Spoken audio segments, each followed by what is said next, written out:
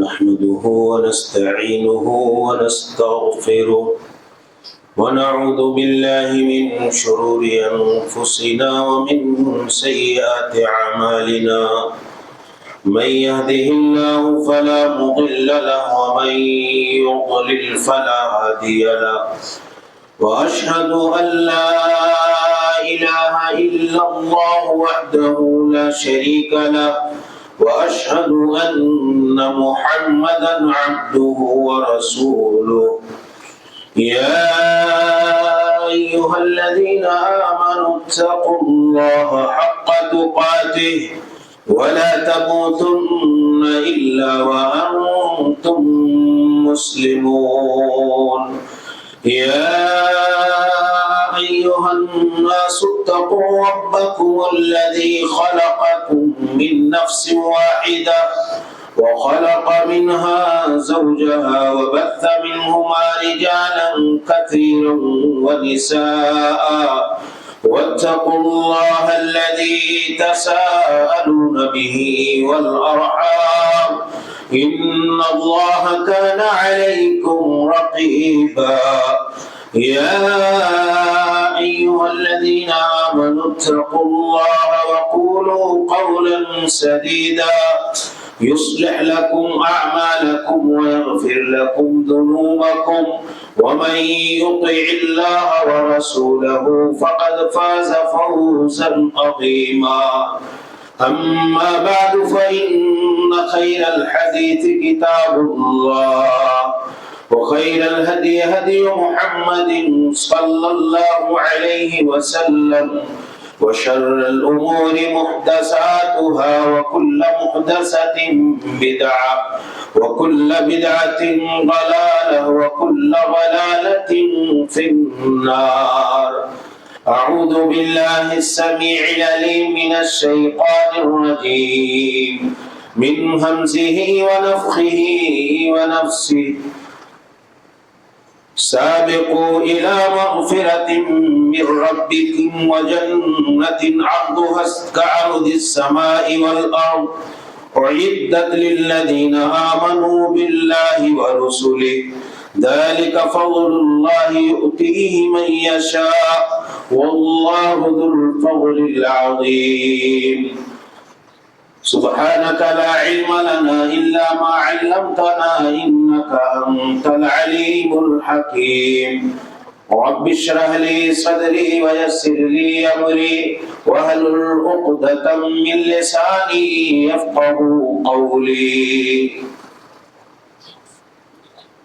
تمام قسم کی حمد و ثنا، عظمت و کبریائی، بڑائی و بزرگی خالق کائنات مالک ارض و سماوات اللہ جل شانہ کے لیے لائق اور سزاوار ہے، جو ہمارا آپ کا، ساری انسانیت کا، تمام مخلوقات عالم کا خالق، مالک، رازق، پالنہار اور پروردگار. بعدہ درود و سلام نازل ہو تمام انبیاء کرام اور رسل اعظام پر، بالخصوص نبیوں اور رسولوں کے سردار اور سرتاج نبی آخر الزماں جناب محمد عربی صلی اللہ علیہ وسلم پر، آپ کے آل و اصحاب پر، ان تمام لوگوں پر جنہوں نے آپ کے دین، آپ کے راستے، طریقے اور لائی ہوئی شریعت کی پیروی کی، سب پر اللہ کی رحمتیں، برکتیں، سعادتیں اور سلامتی نازل ہو، آمین. قابل احترام اسلامی بھائیوں، بزرگوں، نوجوان ساتھیوں، اسلامی رشتے کی ماں اور بہنوں، پیارے بچوں، اللہ تعالی کے احسانات، انعامات، اس کی نوازشیں بے شمار اور انگنت. انہی عظیم اللہ تعالیٰ کے فضل و احسان میں سے اور اللہ کی نوازشات اور انعامات میں سے ایک بڑی نعمت اور ایک بڑا فضل الہی اللہ رب العالمین کی طرف سے یہ ہے کہ وہ بندوں کو مختلف اوقات میں، مختلف ایام اور مہینوں کی شکل میں، اوقات کی شکل میں نیکیوں کے لیے، طاعت کے لیے، خیر اور بھلائی کے کاموں کے لیے اور نیکیاں جمع کرنے اور بٹورنے اور اکٹھا کرنے کے لیے اللہ تعالی موسم اور مواقع اور اوقات عطا فرماتا رہتا ہے۔ اللہ تعالیٰ نے 7 دن بنائے، 7 دنوں میں اللہ تعالیٰ نے اس دن کو، جمعہ کے دن کو الگ فضیلت عطا فرمائی۔ اللہ تعالیٰ نے کئی مہینے بنائے سال کے، لیکن ان 12 مہینوں میں آنے والا جو مہینہ ہے جسے ہم اور آپ رمضان کے مہینے سے جانتے ہیں، سال کے 12 مہینوں میں اللہ تعالیٰ نے رمضان کے مہینے کو ایک الگ تقدس، ایک الگ مقام، ایک الگ حیثیت، ایک الگ قدر و منزلت اور اللہ تعالیٰ نے عظمت اور فضیلت عطا فرمائی۔ اللہ تعالیٰ کا مقصد یہ ہے کہ ہمارے بندے کم اوقات میں، کم ساعات اور کم لمحات میں، کم گھڑی میں نیکیاں کر کے ثواب زیادہ جمع کر لیں۔ یہ اللہ رب العالمین کا بہت بڑا فضل ہے ہمارے اوپر۔ تو یہ آنے والا میرے بھائیوں جو مہینہ ہے، عظیم المرتبت، عظیم الشان، اللہ کی رحمتوں، برکتوں، سعادتوں اور اللہ رب العالمین کی طرف سے عظیم نعمتوں سے مالا مال مہینہ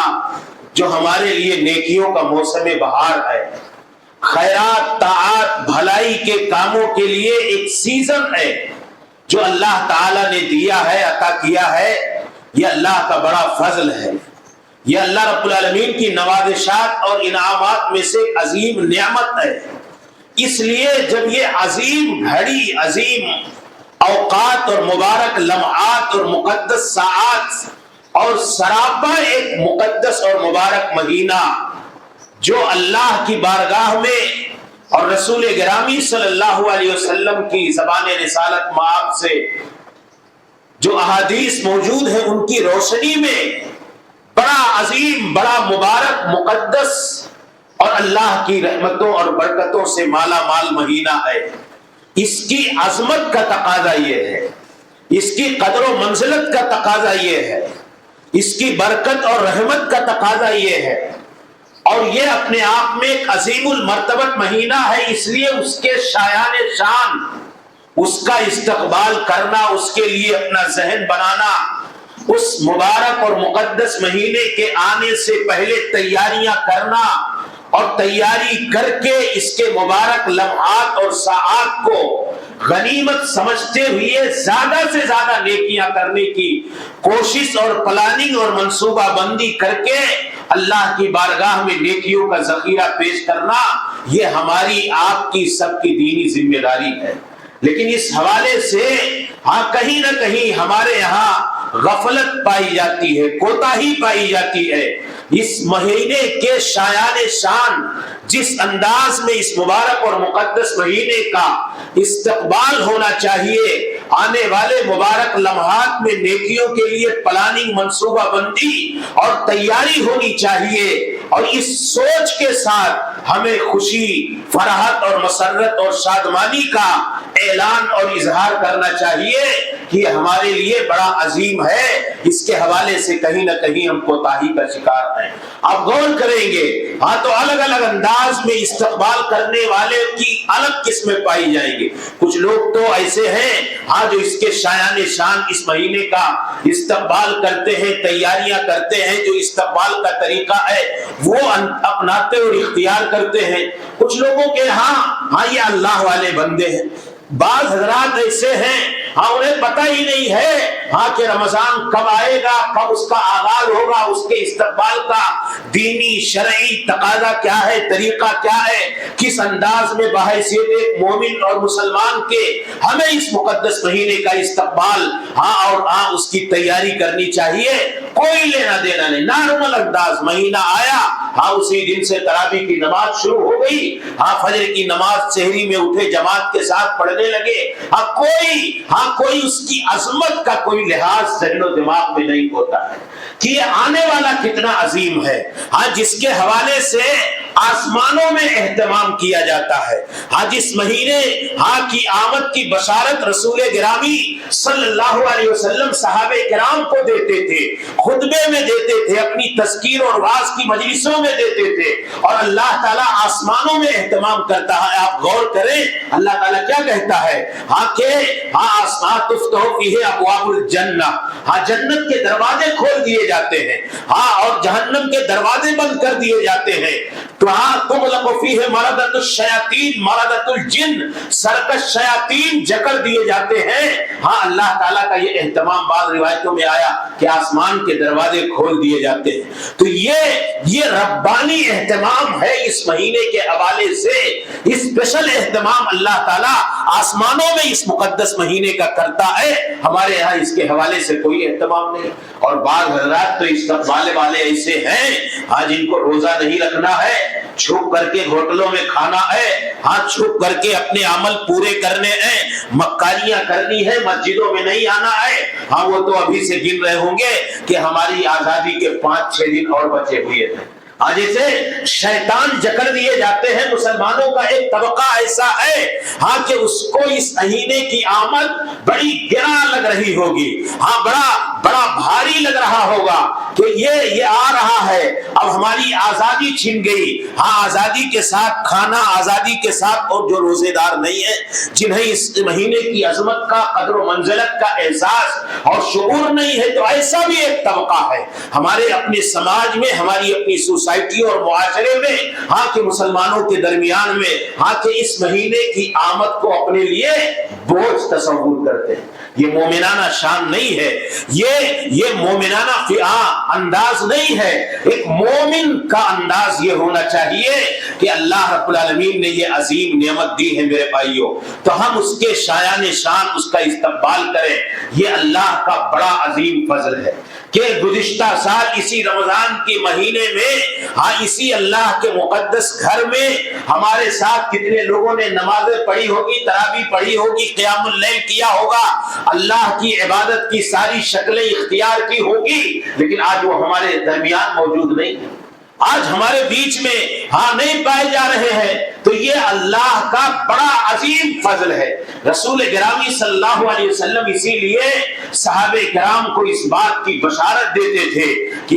کہتے تھے، خوشخبری سناتے تھے کہ اے میرے صحابہ، اتاکم رمضان شہر مبارک، کا ایک مہینہ آ گیا، رمضان کا مہینہ آ گیا، مبارک مہینہ ہے، برکتوں والا مہینہ ہے۔ یہ پیارے رسول صلی اللہ علیہ وسلم کو، پیارے رسول صلی اللہ علیہ وسلم صحابہ کرام کو بشارت اور خوشخبری کے طور پر سنایا کرتے تھے۔ تو میرے بھائیوں، یہ اللہ تعالیٰ کا فضل ہے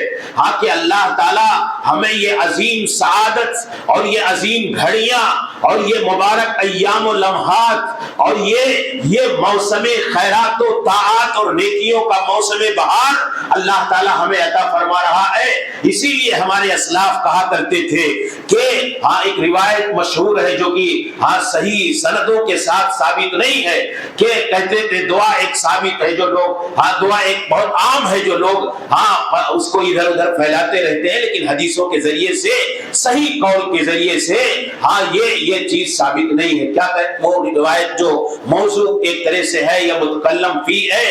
کہ اللہم بارک لنا فی رجب و شعبان و بلغنا رمضان، تو یہ حدیث کے رسول گرامی صلی اللہ علیہ وسلم کے قول سے ثابت نہیں ہے، لیکن ایک مومن کی شان یہ ہے۔ سلف کے بارے میں اہل علم نے اپنی کتابوں کے اندر لکھا کہ سلف صالحین جب رمضان گزر جاتا تو آدھا سال 5-6 مہینہ اللہ تعالیٰ سے اپنے رمضان کے کیے گئے اعمال کی قبولیت کی دعا مانگتے تھے، اور جب نصف اول گزر جاتا، رمضان کے قریب والے آدھے حصے میں پہنچتے،